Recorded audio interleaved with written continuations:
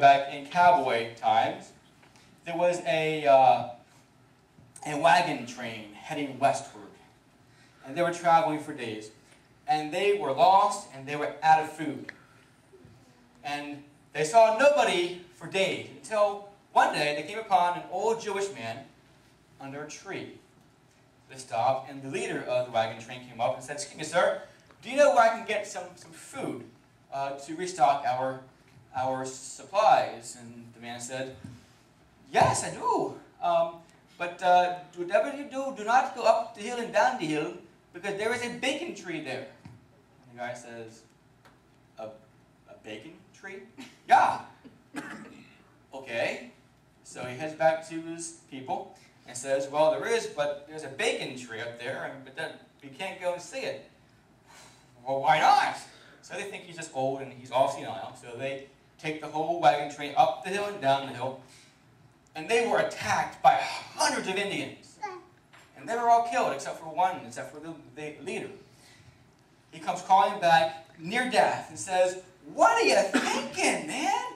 We went there and there was no bacon tree and we were massacred by Indians all except for me. I came back and I'm alive." And the old Jewish man says, "Oh, 1 minute." He reaches back and he gets his faithful English to Yiddish dictionary. He thumbs the and goes, "Oi! I made a big mistake. It was not the bacon tree. It was a ham bush."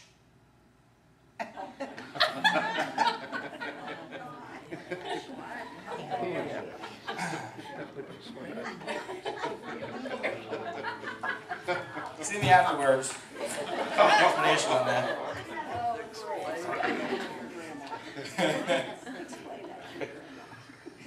I cracked me up. The message was lost in translation. Right? He knew what he wanted to say, but it was lost in translation. Today's scripture comes from the book of Romans, chapter 12, beginning with verse 9. And we'll read to you what the Apostle Paul wrote to the first century Christians in Rome. As he says this in verse 9. "Love must be sincere. Hate what is evil, and cling to what is good. Be devoted to one another in brotherly love. Honor one another above yourselves." Now, I'm also going to read from the English Standard Version, which I like that a lot as well. That translates this verse as this: "Let love be genuine. Abhor what is evil. Hold fast to what is good. Love one another with brotherly affection, and outdo one another in showing honor." Here ends the reading of God's holy word. Outdo one another in showing honor. We continue this summer with our You Call It series, where I gave you guys a chance to pick what topics that you wanted to hear about. I received many requests about family, about marriage, about parenting. So today and next week we'll be doing a series on family. Today is on communication, how we understand each other. And this can be applied to spouses, to kids, to friends, to family, to coworkers. That spans the gambit. So today we're going to be talking about this. And oftentimes, I have found in my 13 years of marriage so far that a lot of arguments stem from what? Besides men, poor choices, they stem from what? From miscommunication. I'm not saying that word. Miscommunication. All right? When you mean one thing, and how it's received is not perhaps what you really meant it to be. Kind of like the old Jewish man. You know, he knew what he wanted to say, but it was lost in translation. Oftentimes, our communication of how we show love is lost in how we convey that. So that's today's focus on this. Next week would be more on parenting and grandparenting, if you will. But today, there is a book out now. I have to give due to give credit to who it's due. Gary Chapman has written a book called The 5 Love Languages, and there's a series for men, for women, for kids, all of that. Great book. This is heavily borrowed from his ideas as well. So if you are on Facebook and have already taken the love language quiz, which some of you have, I think, this kind of tells you what that's about. I recommend you buying this book if you can, or borrowing it. It's a great book to read. Very helpful, if you will. But the premise of this is that people give and receive love in different ways. Now, as I just read, we're called as Christians to love God and to love each other. And I love what Paul wrote in Romans 12, that to outdo each other in showing honor, in showing love. What would our marriages or our country look like if each person would have a competition, if you will, and who can show love best? Christ says, love others, more than yourself, or do unto others what you want them to do to you. What if we focused on trying to show love to our spouse or our kids, and they focused on that as well, but for us? Wouldn't that be great? It would be. Oftentimes we're too self-seeking.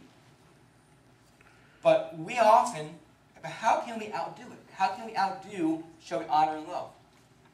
Well, we all show and receive love differently. So what we're going to cover today in a sweeping, big pink strokes here, big picture, are what those 5 love languages are. All right? And how we could tell what they are, what that means, what it looks like, and what you can do to maybe show love to somebody who operates in that love language. So what I'm saying here is that these are, again, general principles. Okay? People are more complex than this, but this will help show where's your home base? How do you receive love and how do you give love? All right? So as we go here, we'll go to the first love language. That is words of affirmation. Okay, words of affirmation. Now, what depicts people who operate from words of affirmation is that that spontaneous, unique compliments mean the world to you. Okay? That hearing the words, I love you, is really important. And that hearing also why you are loved puts you on cloud 9. Okay? So if you operate out of this love language, you really appreciate people telling you that they love you. And I'm not just saying on the phone, okay, I love you, bye-bye, all right?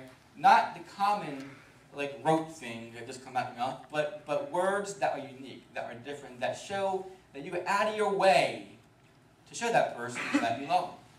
All right? So those things, for one who operate from this, are very important. However, on the flip side, verbal attacks or insults are not quickly forgotten and can leave you crushed and devastated.